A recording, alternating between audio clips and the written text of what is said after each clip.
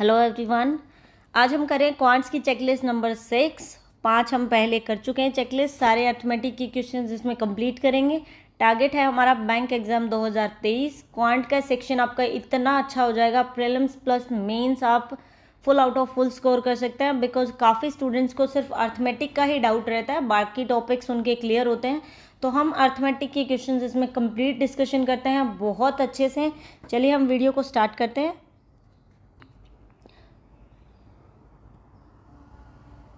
First question देखते हैं।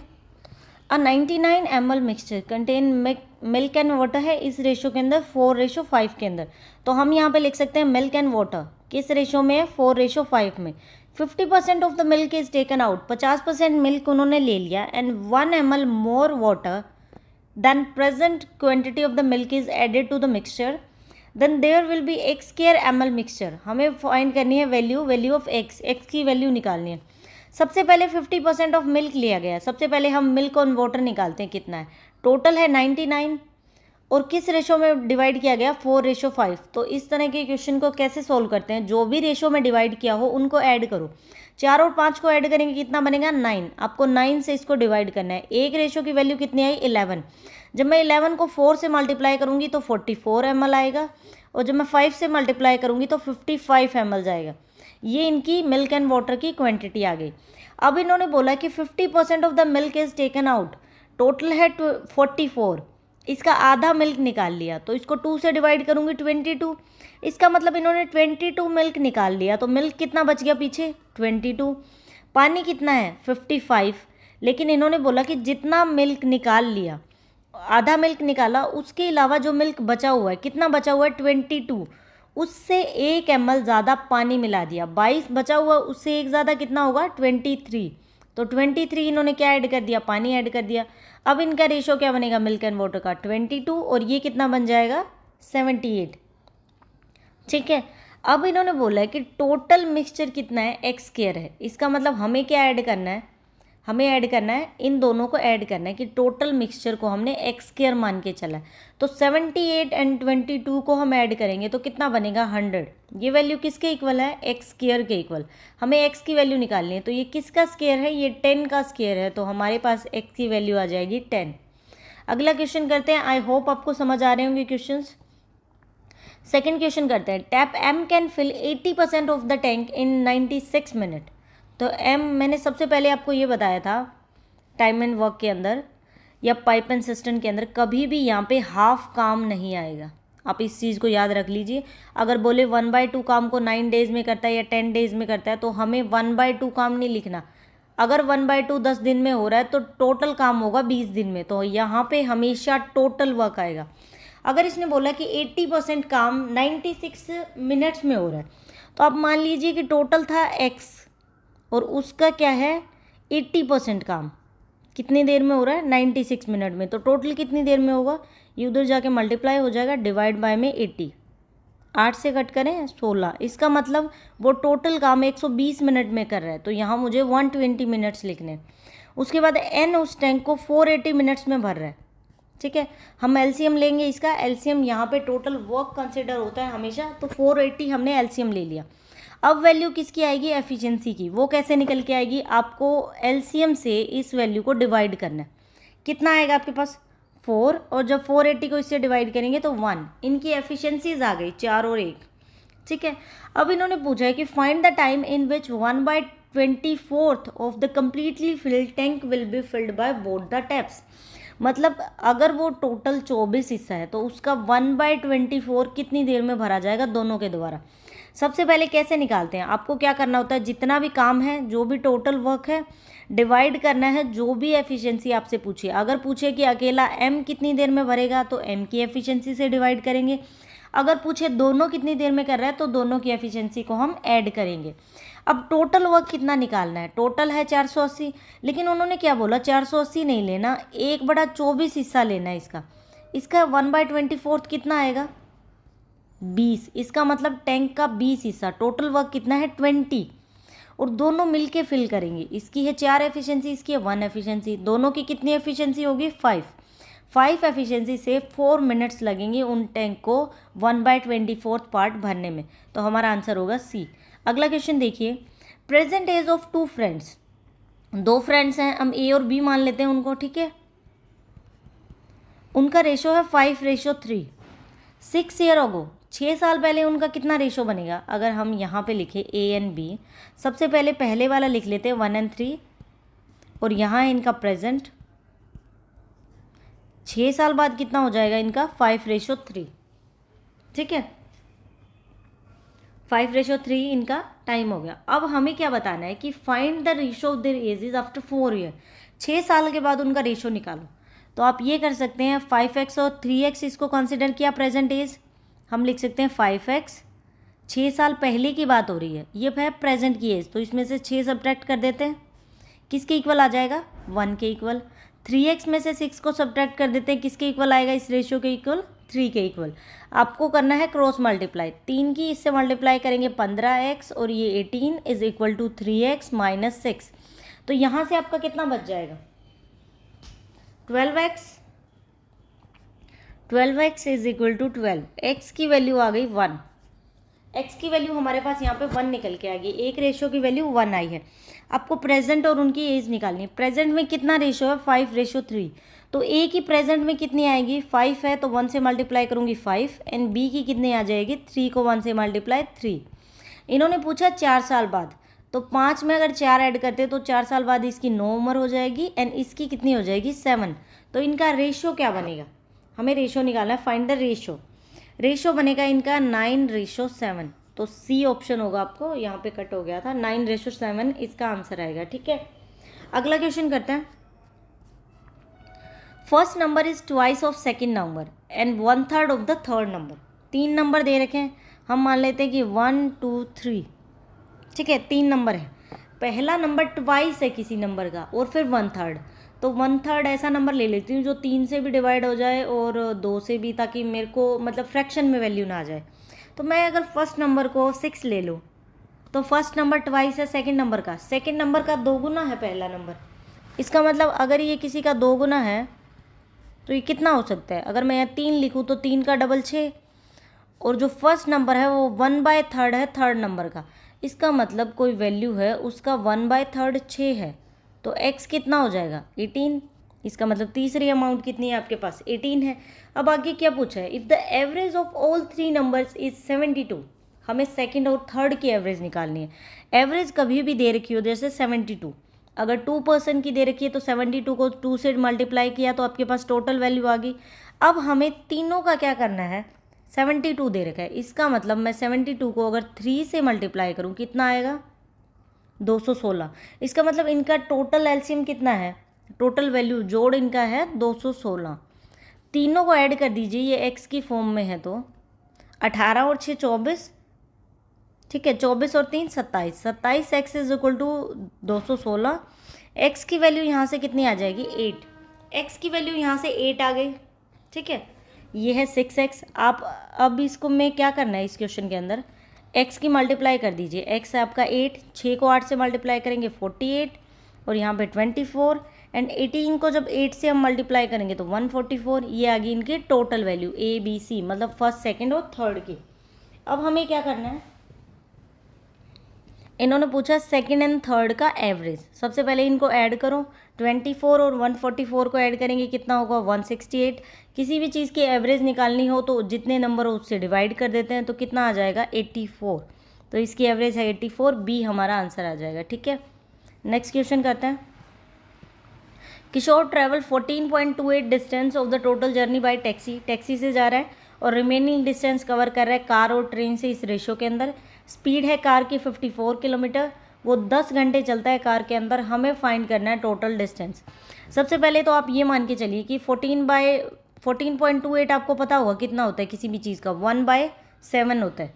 इसका मतलब अगर टोटल डिस्टेंस 7 है तो उसका 1 पार्ट वो कितनी देर में कवर करेगा? एक हिस्सा 7 का टैक्सी के द्वारा, और बाकी बचा हुआ, बाकी इसमें से कितना हिस्सा बच गया? अगर 7 में से 1 हट जाता है तो कितना पार्ट बच जाता है? 6/7। इसका मतलब 6 हिस्सा बच गया आपका। वो उसने कैसे ट्रैवल किया? वो उसने कार से ट्रैवल किया और ट्रेन से। किस रेशो के अंदर? 2:1 के अंदर, मतलब 3 रेशो के अंदर। टोटल हिस्सा कितना है? 6, उसमें से अगर इसको फ्रैक्शन में बांटना हो तो क्या करना होता है, फ्रैक्शन को ऐड करो और डिवाइड करो। एक रेशो की वैल्यू आ गई 2, तो 2 को जब मैं 2 से मल्टीप्लाई करूँगी तो कार से वो 4 हिस्सा ट्रैवल करेगा और ट्रेन से वो 2 हिस्सा ट्रैवल करेगा। टोटल इसका मतलब डिस्टेंस था 7, जिसमें से 1 पार्ट उसने टैक्सी से किया, 4 पार्ट उसने कार से और 2 पार्ट उसने ट्रेन से ट्रैवल किया। इतना आपको समझ आ गया होगा, ठीक है। अब आगे देखिए क्या दे रखा है। सबसे पहले S T is equal to D, speed को जब टाइम से मल्टीप्लाई किया तो हमारा डिस्टेंस आ गया। कार की स्पीड है 54 किलोमीटर और वो 10 घंटे चलता है, ठीक है। सबसे पहले हम डिस्टेंस निकालते हैं, कार से कितना ट्रैवल किया। स्पीड है 54, टाइम है 10 घंटे, डिस्टेंस कितना ट्रैवल हुआ 540, ठीक है। इतना क्लियर हो गया, 540 डिस्टेंस उसने कवर किया। अब 540 उसने कार से ट्रैवल किया, टोटल था 7, इसका मतलब उसका 4 पार्ट, उसने किसी भी चीज़ का 4 पार्ट कितना है 540। अगर मैं x मानूँ और इसका 4th पार्ट मतलब चौथा हिस्सा, मेरे पास ये 540 निकल के आ रहा है और ये 4x के इक्वल है 540, तो मैं यहाँ से क्या निकाल सकती हूँ, एक रेशो की वैल्यू निकाल सकती हूँ। तो अगर मैं इसको 4 से डिवाइड करूँ तो मेरे पास कितना आंसर आ जाएगा, इसको मुझे 4 से डिवाइड करना है, एक रेशियो की वैल्यू आ जाएगी। हम 7 पार्ट मान के चले थे तो आप इसको 7 से मल्टीप्लाई करेंगे ताकि टोटल डिस्टेंस निकल के आए। तो टोटल डिस्टेंस कितना निकल के आएगा आपके पास, 945 हमारा आंसर आएगा। अगला क्वेश्चन देखिए, Nandu and Shyam will walk in opposite direction. A point से स्टार्ट होते हैं, ये है आपका ए पॉइंट, एक इस तरफ चला जाता है, एक उस तरफ चला जाता है। स्पीड एक की 4 किलोमीटर पर आवर है, एक की 7 किलोमीटर पर आवर है। हमें बताना है find the distance between them after 3 hours.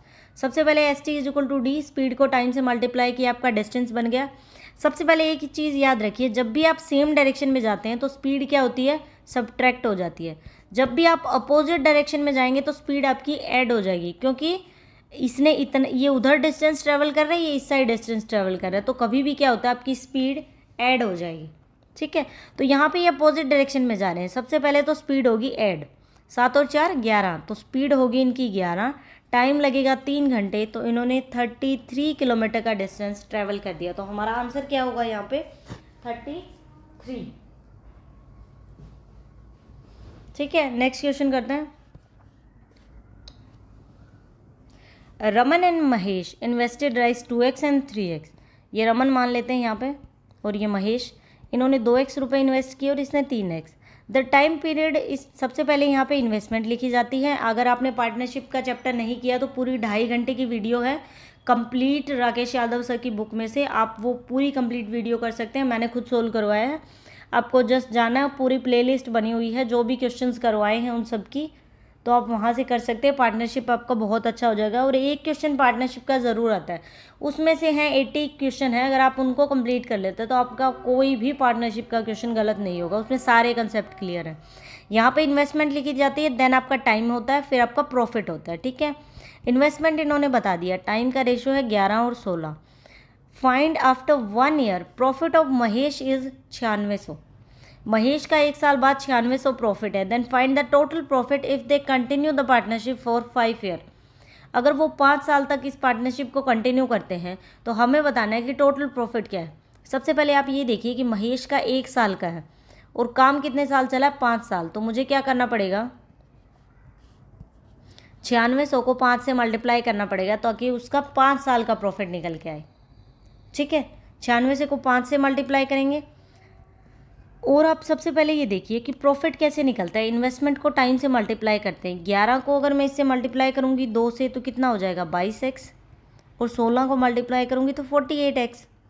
5 से मल्टीप्लाई करने के बाद महेश का ये प्रॉफिट निकल के आता है, इसका मतलब ये वैल्यू किसके इक्वल है, 48x के इक्वल है। तो यहाँ से मैं x की एक रेशो की वैल्यू निकाल सकती हूँ अगर मैं इसको 48 से डिवाइड कर दूँ तो,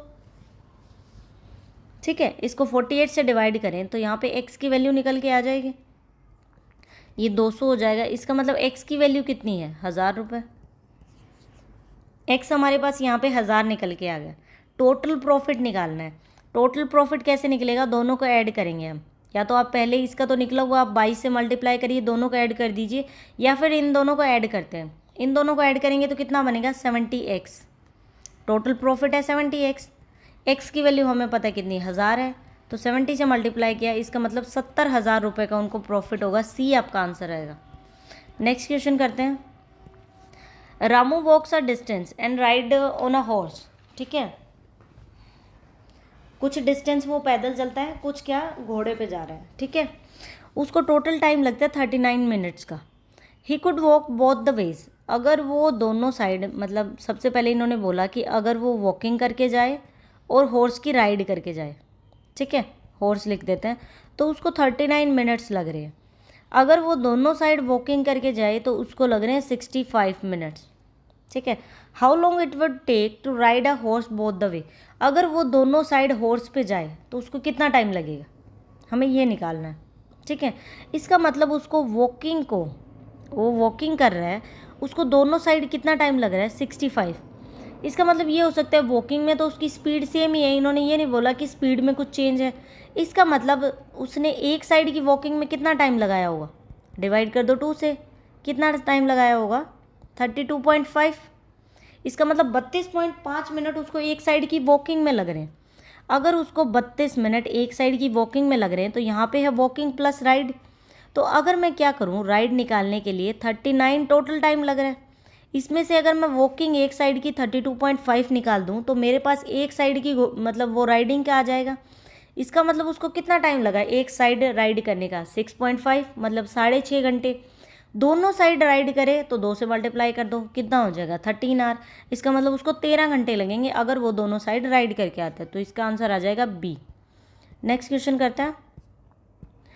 to boats P and Q start towards each other from two places. ये बोट एंड स्ट्रीम का है। ये पी बोट मान लेते हैं इधर चल के आ रही है, ये क्यू बोट है इधर चल के आ रही है। टोटल डिस्टेंस है 180 किलोमीटर का। Speed of P and Q are in still water. P की स्पीड है 12 किलोमीटर पर आवर, इसकी है 15 किलोमीटर पर आवर। आपको बताना है वो कितने टाइम बाद मिलते हैं। S T is equal to D, speed को टाइम से मल्टीप्लाई किया, आपका डिस्टेंस आ गया। हमने जैसे ये चीज़ देखी थी कि जब भी सेम डायरेक्शन में ट्रैवल होगा स्पीड सब्ट्रैक्ट होगी, अपोजिट डायरेक्शन में ट्रैवल होगा स्पीड ऐड होगी। तो ये इस साइड में चल रहा है, वो उस साइड में चल रहा है, डायरेक्शन कौन सी है अपोजिट, तो स्पीड क्या हो जाएंगी ऐड। 12 और 15 कितना हो जाएगा आपके पास 27, तो स्पीड हो जाएगी आपकी 27। ठीक है, अब आपको मल्टीप्लाई किससे करना है, हमें तो टाइम निकालना है ना, सॉरी। तो टाइम कैसे निकलता है, डिस्टेंस बाय में स्पीड। डिस्टेंस कितना है 108 और स्पीड कितनी है, दोनों को ऐड करेंगे तो 27। हमें इससे कट करना है, 3 पे कट करें तो 9 एंड 3 6, 4 मिनट्स लगेंगे उसको, सॉरी अगर ये किलोमीटर में है तो घंटे में आंसर आएगा, 4 घंटे लगेंगे उसको कवर करने में। अगला क्वेश्चन देखिए। एक सिस्टम है, 2 पाइप्स हैं एम एन एन। एम उसको 20 मिनट में भर देती है और एन उसको 30 मिनट में खाली कर देती है। जब भी खाली करने का हो आप नेगेटिव लगा दीजिए, आपको याद रहेगा कि ये खाली कर रही। सबसे पहले एलसीएम ले 60, तो एफिशिएंसी कितनी आ जाएगी 3 एंड 2। 60 को 20 से डिवाइड कर। टाइम एंड वर्क की भी 6.5 घंटे की वीडियो है कंप्लीट, आप देख सकते हैं। 350 प्लस क्वेश्चन है, 374, लगभग 400 क्वेश्चन है, आप अच्छे से कर लीजिए, आपका टाइम एंड वर्क का कंसेप्ट क्लियर हो जाएगा। चैनल पे वीडियो अपलोडेड है, आप देख सकते हैं। ये निकल के आ गई इनकी एफिशिएंसी। कभी भी यहाँ पे हाफ काम नहीं होगा, कंप्लीट काम होगा, इसको हर बार याद रखिए। जो एलसीएम होता है वो आपका टोटल वर्क माना जाएगा। अब इन्होंने बात की कि M N N kept open for 1 minute alternatively each, how long it will take to fill the system.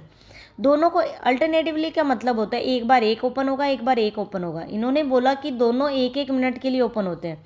पहले इन्होंने एम को ओपन किया तो वो 3 एफिशिएंसी से काम करेगा, फिर एन अपनी 2 एफिशिएंसी से, फिर एन अपनी 3 और एन अपनी 2 एफिशिएंसी से। इसका मतलब हर 2 मिनट में कितना काम हो रहा है, अगर मैं देखूं तो हर 2 मिनट में 3 और 2 5, 5 काम हो रहा है। ये चीज़ समझ आई आपको। काम कितना करवाना है 60, 5 काम हो चुका है। मैं 5 को 60 तक पहुंचाने के लिए कितने से मल्टीप्लाई करूं, आप क्या करो 60 को 5 से डिवाइड कर दो, कितना आया 12। इसका मतलब मुझे 12 से मल्टीप्लाई करना पड़ेगा 60 काम करने के लिए, तो टाइम भी 12 से मल्टीप्लाई होगा। ठीक है, लेकिन इस तरह के क्वेश्चन को ऐसे सोल्व नहीं करेंगे क्योंकि अल्टरनेटिवली अलग अलग हमारे पास टाइम आ रहा है। ठीक है, हमें अब इसको कैसे सोल्व करना है, नॉर्मल सी चीज़ है। जैसे हमने इसका टाइम निकाल लिया था, जो भी था रेशो, एम एन एन था यहाँ पे आपका 20 एंड ये था आपका 30, और यहाँ पे कितना आ गया था 63 एंड ये था आपका -2। सबसे पहले तो एक बार में काम हो रहा है, m करेगा, n करेगा, देन m और n। सबसे पहले m ने 3 काम किया, n ने 2 निकाल दिया। आप नेगेटिव वाली वैल्यू याद रखिए क्योंकि वो भर नहीं रहा है, वो खाली कर रहे हैं। फिर m 3 काम करेगा, n 2 निकाल देगा। इसका मतलब हर 2 मिनट में कितना काम हो रहा है? 3 भर रहा है, 3 हिस्सा 2 निकल रहा है। इसका मतलब हर 2 मिनट में एक ही काम हो रहा है। ठीक है, हर 2 मिनट में एक काम हो रहा है। तो आपको इसके लिए क्या करना पड़ेगा, जब भी इस तरह का क्वेश्चन हो, एक बार m काम करे, एक बार n काम करे, इस तरह से निकालना हो और कंप्लीट काम कंप्लीट करना हो। एक भरने वाला हो, एक खाली करने वाला हो। तो लास्ट में आप देखिए कि लास्ट में किसकी बारी आएगी। अगर वो अपने उस रेशो से चल रहे हैं और ये इवन नंबर है, तो लास्ट में अगर हम देखें तो जो भी भरने वाली या फिर फर्स्ट अमाउंट हो जिससे स्टार्ट किया हो, आप उसकी वैल्यू टोटल वर्क में से पहले तो उसका काम सब्ट्रैक्ट करें। कितना बचेगा आपके पास? 57। ठीक है, 57 काम बचेगा क्योंकि मैंने इसका काम एक बार निकाल दिया। आप ये याद रखिए, हमेशा फर्स्ट वाला जो भी स्टार्ट करता है उसका काम आपको निकालना है। ठीक है, उसका काम आपने निकाल दिया तो कितना बच गया आपके पास काम? 57। तो मुझे काम कितना कंप्लीट करवाना है? 57। तो मेरे को टाइम कितना लगेगा? 57 से मल्टीप्लाई कर दो, 114 मिनट लगेंगे उस काम को कंप्लीट करने में। काम कितना कंप्लीट हो गया? 57। दोनों ने कर लिया, m ने भी कर लिया, n ने भी कर लिया। उसके बाद किसकी बारी आई? m की। तो m अपना 3 काम करेगा, n की तो बारी ही नहीं आई खाली करने की ना, इसलिए काम कितना कंप्लीट हो गया? 60। तो इसको लास्ट में 1 मिनट और लग जाएंगी, तो लास्ट में 115 मिनट में ये आपका काम कंप्लीट हो जाएगा। अगला क्वेश्चन देखिए, 4 painter can paint 4 wall in 4 days. 4 days में वेल पूरा पेंट कर देते हैं। At the same rate how many walls would be painted by the 8 painters in 8 days. सबसे पहले क्या लिखा जाता है, ये भी वर्क एंड वेजेस का भी, ये भी टाइम एंड वर्क में भी आता है, आप अच्छे से कंप्लीट कर सकते हैं। मैंने पूरी वीडियो 6.5 घंटे की है। सबसे पहले यहाँ पे लिखना होता है कि कितने वर्कर्स काम कर रहे हैं। W1 T1 कितने वर्कर काम कर रहे हैं, मान लो कि x काम कर रहे हैं, डिवाइड बाय में कितना काम हो रहा है। तो यहाँ पे कैसे निकलेगा? 4 पेंटर्स 4 दिन लगा रहे हैं, काम क्या हो रहा है? 4 वॉल पेंट हो रही है। जो भी वर्क होता है वो डिवाइड में होता है। ठीक है, 8 पेंटर्स 8 डेज में कितनी वॉल्स करेंगे? तो हमें यहाँ से x की वैल्यू निकालनी है। 8 × 8 एंड 4 और डिवाइड हो जाएगा आपका 4 और 4 से, ये कट गया। इसका मतलब वो 16 वॉल्स पेंट कर देंगे 8 पेंटर्स 8 डेज में। नेक्स्ट क्वेश्चन देखिए, sum of price 1820 is borrowed at 20% CI for 3 years. 3 साल के लिए। Find the amount to be paid after 3 years. 3 साल के बाद कितनी अमाउंट पेड की? 2 साल का तो ईजी होता है निकालना, 3 साल का हमें बेसिक मेथड से ही निकालना पड़ेगा। जैसे 1820 हमारी अमाउंट है, फिर आपको क्या करना है, जो भी रेट हो वो लिखना है, डिवाइड करना है 100 से। 3 साल के लिए है तो 3 की क्यूब कर देना। यहाँ पे होगा आपका 1820। अगर मैं इसको कट करूँ तो 1/5 आ सकता है। 1/5 इसमें ऐड करेंगे तो 5 और 1 6/5, 6/5 की आपकी क्यूब बनेगी। तो इसको जब हम ओपन करेंगे तो 1820 6/5 6/5 और यहाँ पे भी 6/5। ठीक है, आपको इसको सोल्व करना है, मल्टीप्लाई करेंगे सोल्व हो जाएगा। तो आपके पास लास्ट में आंसर बन जाएगा 78624 और डिवाइड करना है इसको 25 से। 3144.96 अप्रॉक्सीमेट आंसर आपका ये आएगा। जब भी 3 साल का दे रखा हो, अगर तो टाइम हो तो प्रीलिम्स में सोल्व करो, वरना प्रीलिम्स में सोल्व मत करो। 2 साल का आए तो आप उसको छोड़ो मत। कंपाउंड इंटरेस्ट को 3 या 4 साल का दे रखा हो तो एक बार स्किप करो, कैलकुलेशन थोड़ी सी टफ होगी, इतना टाइम वेस्ट नहीं करना है। क्या पता आगे क्वेश्चन इतने ईजी हो कि हम 1 मिनट में 2-3 क्वेश्चन कर दें, इस पर क्यों 1 मिनट लगानी है। लेकिन मेंस में ये काम देगा आपका, और प्रीलिम्स में भी देगा। अगर स्पीड अच्छी है, लास्ट में 1 मिनट बच गई तो हमें इसको सोल्व करना है, बिकॉज बाकी स्टूडेंट इसको स्किप करेंगे, हमें नहीं करना। फर्स्ट टाइम स्किप करिए, बाद में वापस आइए अगर टाइम बचे तो। अगला क्वेश्चन देखिए, the average physics marks of 2 session. 2 section के एवरेज मार्क्स दे रखे हैं 64, 1 का 61 है और सेकंड का कितना है 68। हमें बताना है कि कितने स्टूडेंट थे। ये हो जाएगा आपका किसका? मिक्सचर एंड एलिगेशन से। फर्स्ट सेक्शन की अगर हम बात करें, फर्स्ट, ये आपका फर्स्ट एंड ये है सेकंड सेक्शन। फर्स्ट में है 61 एंड इसमें है 68। इनका एवरेज दे रखा है 64। 64 में से 61 सब्ट्रैक्ट किया 3 और यहाँ पे कितना आ जाएगा आपका 4। इसका मतलब 4:3 में वो स्टूडेंट्स डिवाइड होंगे। ठीक है, लेकिन फर्स्ट और सेकंड के अकॉर्डिंग इन्होंने देखिए आपको जैसे 4 और 3 आपको ऑप्शन दे रखा है, हम सीधा ऑप्शन क्लिक करेंगे।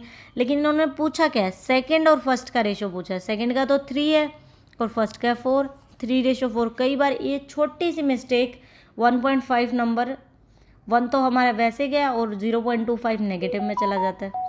अगला क्वेश्चन देखिए 14 number. A man sold an article for price 74, मतलब उसका सेलिंग प्राइस है 74 at a profit percentage equal to its CP, मतलब जितना उसका सीपी है, कॉस्ट प्राइस है, वो उतना प्रॉफिट परसेंटेज के इक्वल है। हमें क्या निकालना है, सीपी निकालना है हमें, ठीक है। एसपी हमें कितना दे रखा है, सेलिंग प्राइस आपको दे रखा है 75। सीपी को हम एक्स एज्यूम करके चल पड़ते हैं, या फिर इस तरह की क्वेश्चंस में मैं करती हूँ ऑप्शन ट्राई, ऑप्शन मान के चलते हैं। मान लीजिए कि हमने 100 ऑप्शन लेके चली, मैं सीपी की 100 है, सबसे पहले तो 100 सीपी ले ही नहीं सकते, क्योंकि इन्होंने बोला प्रॉफिट होगा, सेलिंग प्राइस है 75 और मैं कॉस्ट प्राइस 100 कैसे ले लूँ, फिर तो इसको लॉस हो जाएगा। मैं 75% भी नहीं ले सकती कॉस्ट प्राइस, क्योंकि 75 सेलिंग प्राइस है, अगर दोनों सेम होंगे तो भी प्रॉफिट नहीं होगा। या तो 25 ले सकते हैं या 50 ले सकते हैं। सबसे पहले ऐसा नंबर ट्राई किया करो जिसके लास्ट में 0 हो, क्योंकि कैलकुलेशन अच्छे से मतलब सोल्व हो जाती है आपकी। सीपी हमने लेट एज्यूम किया कि 50 है, सीपी 50 है तो प्रॉफिट कितना होगा, प्रॉफिट होगा 75 में से 50 सब्ट्रैक्ट करेंगे 25 का। अब हमें निकाला, इन्होंने प्रॉफिट की परसेंटेज बोली है, तो प्रॉफिट की परसेंटेज कैसे निकलती है, प्रॉफिट की परसेंटेज निकलेगी आपका जो भी प्रॉफिट है डिवाइड करो सीपी से और मल्टीप्लाई करो 100। 50% का प्रॉफिट हो गया, 50% प्रॉफिट की परसेंटेज कॉस्ट प्राइस के इक्वल है, तो हमारा आंसर होगा 50। अगर मैं इसको एज्यूम करके चलती, एसपी था 75, सीपी अगर मैं 25 लेके चलती तो प्रॉफिट कितना होता है इनको, 75 माइनस 25, 50 का प्रॉफिट हो जाता। प्रॉफिट की परसेंटेज निकालते तो 50 डिवाइड बाय में 25 मल्टीप्लाई 100, तो इसको प्रॉफिट हो गया 200% का। लेकिन इन्होंने बोला जितना कॉस्ट प्राइस है उतना ही प्रॉफिट होना चाहिए, इसीलिए 25 आंसर नहीं था, 50 आंसर था। तो कई बार चीज़ें ऑप्शन से और ज़्यादा जल्दी हो जाती हैं। आप ऑप्शन ट्राई करने लगोगे, थोड़ा सा आपका कंसेप्ट क्लियर होगा, तो आप चीज़ें अब आप सीखने की कोशिश करें बेसिक। जैसे जैसे आप ज़्यादा क्वेश्चन सोल्व करेंगे और आपको टाइम हो जाएगा मतलब प्रैक्टिस करते हुए, तो क्या होगा कि आपका माइंड शॉर्ट ट्रिक निकालने की कोशिश करेगा हर क्वेश्चन में। मतलब इसको आपने सोल्व कर दिया, फिर भी आप ऐसे सोचोगे कि इसको और कैसे मेथड से सोल्व कर सकता था अगर ये आसान होती सोल्व। बहुत ज़्यादा इंप्रूवमेंट होगी, बहुत ज़्यादा इंप्रूवमेंट, बहुत अच्छे क्वेश्चन हैं। अगला क्वेश्चन देखिए, by selling 44 ml of the milk a man gains profit equal to the selling price of 11 ml of milk. ठीक है, इसका मतलब उसने 44 मिल्क बेचा जिससे उसको प्रॉफिट हुआ 11 मिल्क का। सबसे पहले तो सेलिंग प्राइस कितना है, 44 एसपी बेचा है इसने, ये तो पता लग गया। इतने का बेचा कि उसको 11 का प्रॉफिट हो गया। प्रॉफिट होने के लिए कॉस्ट प्राइस कम होना चाहिए, सेलिंग प्राइस ज़्यादा होना चाहिए, है ना। हाँ, कॉस्ट प्राइस कम होना चाहिए। इसको ऐसे नहीं, इसको ऐसे करते हैं, ये हो गया आपका सीपी, हो गया एसपी। इन्होंने बोला कि 40 ml इसने मिल्क बेचा, तो यहाँ पे 44 आ जाएगा एसपी। अब बोला कि 11 के जितना प्रॉफिट हो गया। प्रॉफिट तभी होता है जब सेलिंग प्राइस ज़्यादा हो। इसका मतलब अगर सेलिंग प्राइस 44 है तो इसमें से मैं 11 को सब्ट्रैक्ट करूँ तो कितना बच गया, 33। इसका मतलब 33 उसका कॉस्ट प्राइस था, उसने 44 का बेचा, तभी उसको 11 ml का प्रॉफिट हुआ। हमें प्रॉफिट परसेंटेज निकालना है। प्रॉफिट परसेंटेज कैसे निकलती है, सबसे पहले प्रॉफिट लिखेंगे, डिवाइड करेंगे आप सीपी से और मल्टीप्लाई करेंगे 100। प्रॉफिट कैसे निकलता है, सब्ट्रैक्ट करेंगे, 11 का प्रॉफिट हुआ है तो 11 डिवाइड बाय में सीपी 33 मल्टीप्लाई 100। इसका मतलब उसको 33% का प्रॉफिट हुआ है, 33.33%। फर्स्ट हमारा आंसर आएगा। अगला क्वेश्चन देखिए, a seller sells 2 type of articles 24 each, one article at 20% gain, other article at 20% loss. देखिए ये उस क्वेश्चन जैसा ही हम शॉर्ट ट्रिक यूज़ करेंगे इसमें। या तो बेसिक मेथड से करें तो 24 रुपये का प्राइस था, पहले 120 का बेचा तो यहाँ पे फाइनल प्राइस निकालें, देन 80% 20% लॉस हुआ है तो ये निकाले, दोनों को ऐड करें, 48 में से दोनों को सब्ट्रैक्ट करें, फिर उसका प्रॉफिट का परसेंटेज निकालें। या फिर आप क्या कर सकते हैं, सिंपल सा मेथड, प्रॉफिट भी सेम हो रहा है, लॉस भी सेम हो रहा है, इसका जस्ट आपको क्या करना है, स्क्वायर करना है, डिवाइड करना है 100 से। कितना आ गया, 400 डिवाइड बाय में 100, 4% आपका आ गया। ये बात याद रखिए, हमेशा लॉस होगा, हमेशा लॉस होगा, और जितना दे रखा उतने परसेंटेज का। तो हमने जस्ट ट्रिक से इसको बहुत जल्दी सॉल्व कर दिया। अगला क्वेश्चन देखिए, out of the 9% 8 spend 30 on their meal. 9 में से 8 ने क्या किया, 30 रुपये स्पेंड किए। तो 8% ने 30 रुपये स्पेंड किए, तो टोटल कितने स्पेंड किए उसने पैसे, 8% ने 8 × 30 240 रुपये उन्होंने स्पेंड कर दिए। The 9th spend 30 more than the average of all 9। जो सभी की 9 की एवरेज थी ना, 9 की एवरेज कैसे निकल के आएगी, ये था आपका 240। हम क्या कर लेते हैं, एवरेज ऑफ 9 एज्यूम कर लेते हैं। एवरेज ऑफ 9 लोगों की एवरेज हम मान लेते हैं कि x है, ठीक है। तो 9th पर्सन की एवरेज कितनी हुई, 9th है, जो सबकी एवरेज है उससे 30 रुपये ज़्यादा है उसके। ये चीज़ समझ में आ गया आपको, ये 9th की एवरेज निकल गई। अब हमें बताना है कि टोटल मनी कितनी स्पेंड हुई मील के ऊपर। 9th की x + 30 आ गई। अब हम अगर चारों की निकालें तो क्या निकलेगी, 9x निकल के आएगी आपके पास। मतलब सबकी अगर हम ले, टोटल हमने 9 लोगों की एवरेज निकाली थी, कितनी, x माना था उसको, एवरेज थी उनकी x। और जब एवरेज को हम टोटल पर्सन से मल्टीप्लाई करते हैं तो क्या निकल के आता है, टोटल वैल्यू। तो टोटल वैल्यू है यहाँ पे 9x, ठीक है। इतना समझ आ गया। 8 लोगों की है 240 और 9th की है x + 30। इन सबको ऐड करो, 240 और ये उधर जाके x उधर हो जाएगा आपका 8x, और 240 में 30 ऐड करेंगे तो 270। x की वैल्यू कितनी आ गई, 270/8। इस चीज़ को याद रखिए, x की वैल्यू हमारे पास आ गई 270/8। यहाँ से x निकल के आ गया। अब हमें क्या निकालना है, टोटल निकालना है कितना खर्चा हुआ। टोटल कितना खर्चा हुआ है, 9x हुआ है, x की वैल्यू है इतनी 270/8, इससे डिवाइड करना है आपको, ठीक है। आंसर आएगा 2430 डिवाइड बाय में 8, 303.75 समथिंग हमारा आंसर है। तो सी हमारा आंसर आएगा। हमने क्या किया, 9th की जो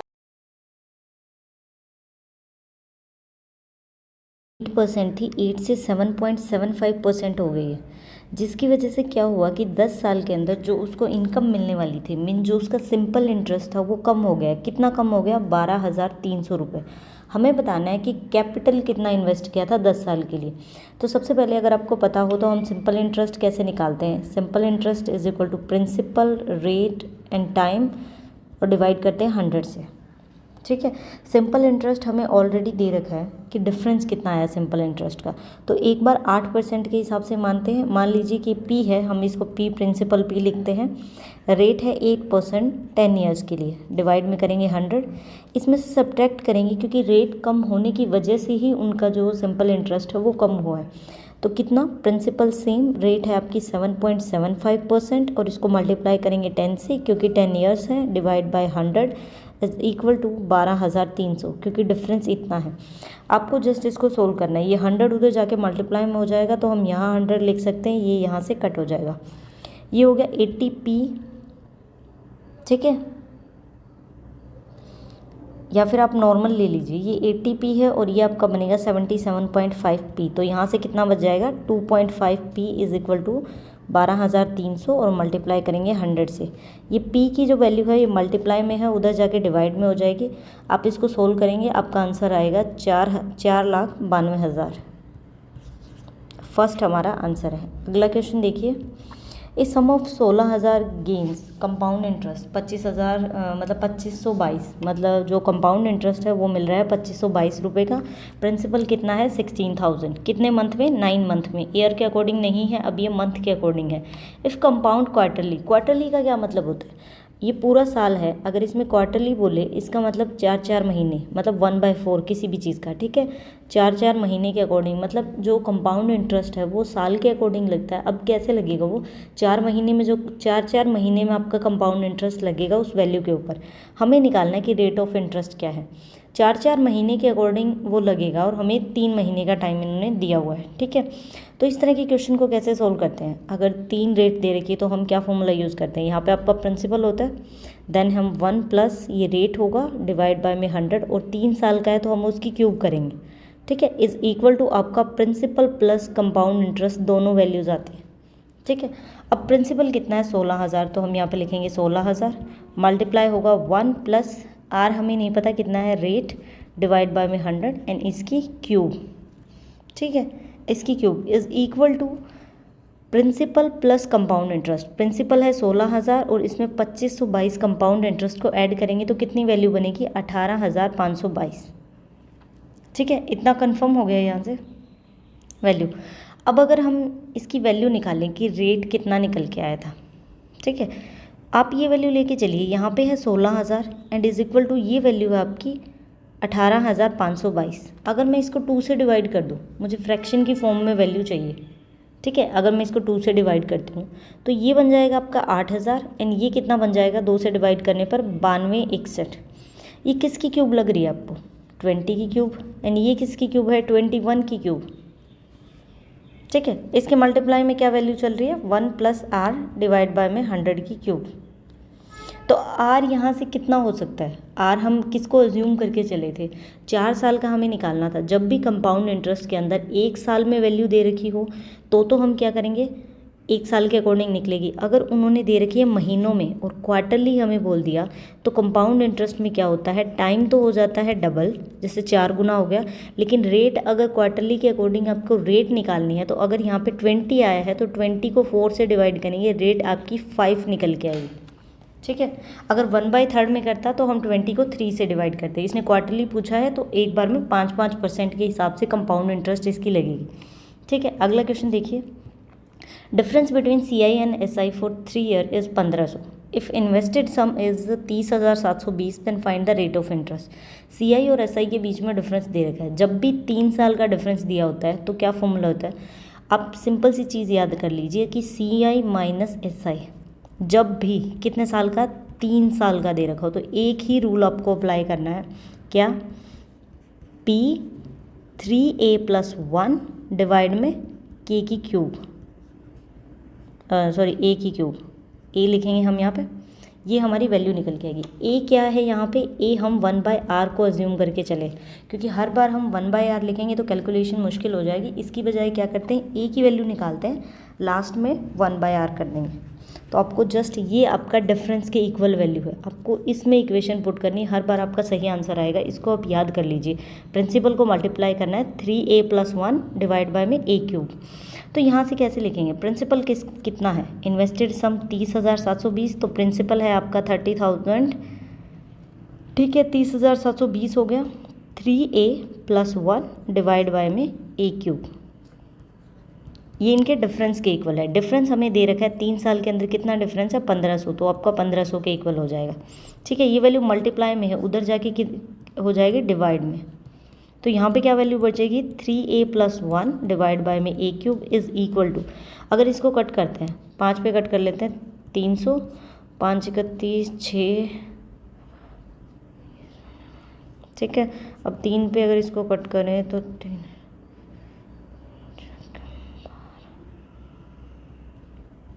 048, अब ये 2 पे कटेगी तो 50, तो 4, देन 2 पे फिर कट करते हैं 25 और 5 1 2, तो आपका बचेगा 25,512। अब अगर हम एक अकॉर्डिंग देखें क्वेश्चन को, अगर हम सिंपल वे में सोल्व करें, या तो आप मल्टीप्लाई करो सोल्व कर सकते हो, अदरवाइज आप देखो कि किसकी क्यूब 512 होती है 8 की क्यूब, इसका मतलब a की वैल्यू 8 हो सकती है। यहाँ पे अगर 8 पुट करूँ तो 8 × 3 24, 1 ऐड किया 25, a की वैल्यू 8 है। ए हमारा किसके इक्वल था 1/r के इक्वल, तो यहाँ से रेट कितनी निकल के आ जाएगी 1/8 के इक्वल। 1/8 आपको पता होगा कितना होता है किसी भी चीज़ का 12.5%, मतलब 12.5%, 1/8, लेकिन यहाँ पे 1/8% आर की परसेंटेज की फॉर्म में पूछा है, तो डिवाइड बाय में 100 करेंगे तो 0.125 आपका आंसर आ जाएगा। अगला क्वेश्चन देखिए, 200 litre of the mixture contain milk and water. Milk और वाटर है कितना 17:3 की फॉर्म में, 200 है टोटल, 200 दे रखा है। उसके बाद ये बोला कि कितना इसमें मिल्क और ऐड करें ताकि जो रेशो है वो कितना बन जाए 7:1। हमें बताना है कि कितना और मिल्क इस वैल्यू के अंदर ऐड किया जाए। सबसे पहले हम निकालते हैं कि इसमें मिल्क की क्वांटिटी कितनी है। वो कैसे निकाला जाता है, जितनी भी टोटल वैल्यू है उसको यहाँ लिखते हैं, डिवाइड करेंगे, जो भी रेशो दे रखा है उनको ऐड कर दीजिए। 17 और 3 20, 20 से डिवाइड करेंगे तो एक रेशो की वैल्यू 10 आ जाएगी। मतलब जब हम 17 को 10 से मल्टीप्लाई करेंगे तो 170 लीटर तो मिल्क है। वाटर कितना हो जाएगा 10 से मल्टीप्लाई करके 30 है वाटर। अब हमें इस रेशो में बनाना है कितना मिल्क ऐड करें कि रेशो ये बन जाए। वाटर तो सेम ही रहेगा, इसका मतलब एक रेशो की वैल्यू 30। हर बार वाटर की रेशो तो जैसे वाटर में तो कुछ ऐड किया ही नहीं हमने, तो 1 रेशो की वैल्यू है 30। तो यहाँ 7 रेशो की इसके अकॉर्डिंग क्या वैल्यू हो जाएगी, अगर मैं इसको 30 से मल्टीप्लाई करूँ तो 210 वैल्यू आएगी। लेकिन मिल्क कितना है 170, इसका मतलब हमने कितना और ऐड करना पड़ेगा, 210 में से 170 सब्ट्रैक्ट करो। 40 लीटर मिल्क आपको और ऐड करना पड़ेगा इस रेशो तक पहुँचने के लिए। अगला क्वेश्चन देखिए 22, इसमें 25 क्वेश्चन है। मिलेट ऑफ 50 पर केजी एंड 120 पर केजी, दो तरह के जो बाजरा होता है उनको मिलाया गया है। उसके बाद जो जिस अमाउंट पे वो लोग बेचेंगे वो अमाउंट है 75 पर KG. Find the ratio in which 2 type of millet is mixed, किस रेशो में मिक्स किया गया। तो इसको हम किस से करेंगे, मिक्सचर से। कैसे, 50 दे रखा है, एक का है 120, 75 रेशो में उसको बेचा जाएगा। तो 75 को 50 में से सब्ट्रैक्ट किया, कितना आ गया 25, और 120 में से करेंगे तो 45। 9:5 के अंदर इसको मिक्स किया जाएगा, ये हमारा आंसर होगा। नेक्स्ट क्वेश्चन देखिए, average temperature of Monday, Tuesday and Wednesday was 38 degree. Monday, Tuesday और वेडनेसडे कितना है 38। टोटल निकालने के लिए जितने का भी एवरेज दे रखा होता है, जितनी अमाउंट है, अगर 2 वैल्यू है तो 2 से मल्टीप्लाई करेंगे, 3 है तो 3 से मल्टीप्लाई करते हैं ताकि इसकी एग्जैक्ट वैल्यू निकाल पाएँ। 114। नेक्स्ट इन्होंने दे रखा है Tuesday, Wednesday and Thursday. Tuesday, Wednesday and क्या है आपका थर्सडे, इन तीनों का दे रखा है 35। जब 35 को 3 से मल्टीप्लाई किया 105। अब आगे क्या वैल्यू दे रखी है कि मंडे और थर्सडे के बीच में जो रेशो है, मंडे और थर्सडे के बीच में जो रेशो है वो है 7:2। हमें निकालना है मंडे का, जिसका भी निकालना हो ऐसे कर लिया करो, मंडे का निकालना है। अब सबसे पहले ये देखिए, इस इक्वेशन के अंदर ट्यूसडे वेडनेसडे है, इसमें भी ट्यूसडे वेडनेसडे है। एक्स्ट्रा क्या चीज़ दे रखी है, मंडे एंड थर्सडे। अगर मैं इस इक्वेशन में से फर्स्ट इक्वेशन में से सेकंड इक्वेशन को सब्ट्रैक्ट करूं तो ट्यूसडे से ट्यूसडे कट हो जाएगा, वेडनेसडे से वेडनेसडे बचेगा क्या, मंडे और माइनस में थर्सडे इज इक्वल टू कितना, 114 में से 105 सब्ट्रैक्ट करेंगे, कितना बचेगा आपके पास 9। इट मीन्स मंडे में से जब ट्यूसडे को सब्ट्रैक्ट करते हैं तो 9 रेशो बचता है। इन दोनों के बीच में कितना डिफरेंस है, रेशो के बीच में 5 का डिफरेंस है। इसका मतलब 5 रेशो का डिफरेंस किसके इक्वल है, 9 के इक्वल। 1 रेशो का डिफरेंस किसके इक्वल है, 9/5 के इक्वल। हमें किसका निकालना है, मंडे का। मंडे का कितना है 7x। एक रेशो की वैल्यू हमें पता है 9/5, तो एक रेशो की वैल्यू है 9/5। 7 रेशो की कितनी वैल्यू हो जाएगी 63/5। जब इसको सोल्व करेंगे तो 12.6 हमारा आंसर रहेगा, डी आंसर हमारा है। ठीक है, अगला क्वेश्चन देखिए 24, average of 100 reading was 45। 100 readings की एवरेज कितनी है 45। तो टोटल निकालने के लिए हम क्या करते हैं, जितने भी मतलब जो रीडिंग आई है और एवरेज उसको मल्टीप्लाई करते हैं। 100 को 45 से मल्टीप्लाई किया, कितना आ गया 4500। उसके बाद ये पाया गया कि 90 और 16 जो थे ना, 90 और 16 मतलब ये पाया गया कि जो एक्चुअल नंबर थे वो 90 थे, मतलब 100 नंबर नहीं थे, 90 ही नंबर थे। ये वैल्यू हमारी एग्जैक्ट सही है, लेकिन हमें 100 के कंपैरिजन में नहीं निकालना था, हमें 90 के कंपैरिजन में निकालना था। तो 100 की जगह क्या नंबर था 90। उसके बाद ये पाया गया कि 16 और 43 था, लेकिन उसको क्या पढ़ लिया गया 61 और 34। इसका मतलब वैल्यू क्या थी आपकी स्टार्टिंग में 16 और 43 एग्जैक्ट थी। अगर हम इन दोनों को ऐड करें तो टोटल बनता है 59। ये तो थी सही वैल्यू, उन्होंने क्या पढ़ लिया 61 एंड 34 जो बनता है आपका 95, ये था गलत। इसका मतलब ज़्यादा वैल्यू ऐड हो गई है। कितनी ज़्यादा ऐड हो गई है 95 minus 59 is equal to 36 extra है। इसमें 36 एक्स्ट्रा है, तो हम क्या करें 4500 में से 36 को सब्ट्रैक्ट कर देते हैं, 4464 आपका बचेगा। किसके कंपैरिजन में निकालते हैं एवरेज, अब 90 वैल्यू है तो डिवाइड कर दो आप 90 से, आंसर आएगा 49.6। ए हमारा आंसर है। ठीक है, अगला क्वेश्चन देखते हैं 25, लास्ट क्वेश्चन हमारी चेकलिस्ट का। 100 is divided into 6 man 12 womens and 17 boys. 100 rupees को इन लोगों में डिवाइड किया गया। किस तरह से डिवाइड किया गया? 2 मैन को जितने रुपए मिलेंगे वो 5 बॉयज़ के इक्वल है। तो यहाँ से मैन और बॉय और वुमेन का हम रेशो निकालते हैं। इसका मतलब मैन की वैल्यू है 5, बॉय की वैल्यू है 2। नेक्स्ट क्या हुआ, 2 वुमेन को इतने मिलते हैं जितने 3 बॉय को मिलते हैं। तो वुमेन का कितना है 3 और बॉय का कितना है 2। तो बॉय का सही है, वुमेन का कितना है 3। अगर सेम नहीं होता तो हमें क्रॉस मल्टीप्लाई करके सेम बनाना पड़ता, लेकिन अभी सेम है, इस रेशो में उनको पैसे मिलेंगे।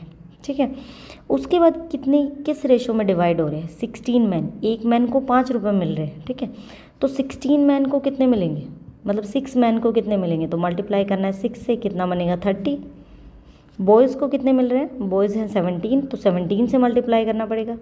17 से करेंगे तो 34। वुमेन को 12, एक को 3 रुपये मिल रहे हैं तो 12 से मल्टीप्लाई करना है 36। अब इन्होंने अगर हम तीनों को ऐड करें तो कितना बनता है? 36, 34 एंड 30। आपका 100 कंप्लीट बन गया। अब रेशो पूछा है मैन, वुमेन और बॉय का। मैन का 30, वुमेन का है आपका 36 एंड बॉय का है 34। कई बार हम ऐसे ही सोल्व कर रहे होते हैं तो यही रेशो हम लगा देते हैं, यही गलती बन जाती है। इन्होंने किस कंपैरिजन में पूछा है? जिस लाइन में इन्होंने ये वैल्यू दे रखी थी, मैन, वुमेन और बॉय। पहले मैन का बताओ फिर वुमेन का एंड बॉय का। इस तरह से हमारा आंसर आएगा 30, 36 और 34। ठीक है, वुमेन 12 है, हाँ 36 ही आएगा। ठीक है, find the ratio in which money is divided. हाँ ठीक है, यही आंसर आएगा। अगला क्वेश्चन देखते हैं हम। अगला क्वेश्चन कंप्लीट हो चुके हैं, इसमें 25 ही क्वेश्चन है, हमें यही करने थे। ठीक है, 25 क्वेश्चन हमारे कंप्लीट हो चुके हैं। 6 नंबर चेकलिस्ट कंप्लीट हो चुकी है। आप अच्छे से चेकलिस्ट देखिए, बहुत ज़्यादा इंपॉर्टेंट क्वेश्चन है। इसमें टोटल चेकलिस्ट पता है आपको कितनी है? 247 है। अगर आप वो कंप्लीट की कंप्लीट चेकलिस्ट कर लेते हैं ना 247। अब देखिए आपने 6 चेकलिस्ट की होंगी, अगर किसी ने स्किप की हैं तो वो अलग बात है। किसी को ऐसे हो रहा है कि मैं पहले अपने बेसिक्स क्लियर कर लूँ देन मैं ये चीज़ करूँगा, तो आप बहुत बड़ी गलती कर रहे हैं। क्योंकि मैं चेकलिस्ट लगातार करवा रही हूँ, एक ऐसा टाइम आएगा मैं दिन में 3-3, 4-4 वीडियोज़ अपलोड करूँगी। बिकॉज किस वजह से 247 अगर रोज़ की एक करती हूँ तो आपके एग्ज़ाम तक ये कंप्लीट नहीं होंगी, लेकिन आपको ये कम से कम 2 बार रिवाइज़ करना है। इसलिए मैं सोच रही हूँ जितना टाइम मुझे मिल रहा है उसके अंदर मैं ये 247 आपकी कंप्लीट करवाऊँ एंड अभ्यास मैगजीन भी आपको करवाऊँ। तो जिससे क्या होगा, आपका अर्थमेटिक का कोई पोर्शन नहीं रहेगा। अर्थमेटिक आप बहुत अच्छे से कर पाएंगे। अभी आप साथ के साथ लेके चलेंगे तो चीज़ें कम है करने के लिए। इससे क्या होगा कि आप अभी साथ के साथ कर पाओगे। फिर मान लीजिए कि चेकलिस्ट कोई 100 इकट्ठी हो गई आपके पास, फिर आप कैसे कर पाओगे? फिर वो टेंशन होगी कि चलो छोड़ो चलो छोड़ो, ऐसे करके 2022 में भी छोड़ने की वजह से ही सिलेक्शन नहीं हुआ था। अब कुछ नई चीज़ें दूसरों के एक्सपीरियंस से सीख के अगर मैं बता रही हूँ, मैंने खुद ने फील किया कि ये चीज़ इंपॉर्टेंट है, इससे फ़ायदा होता है, तो आप लोग क्यों नहीं मान रहे?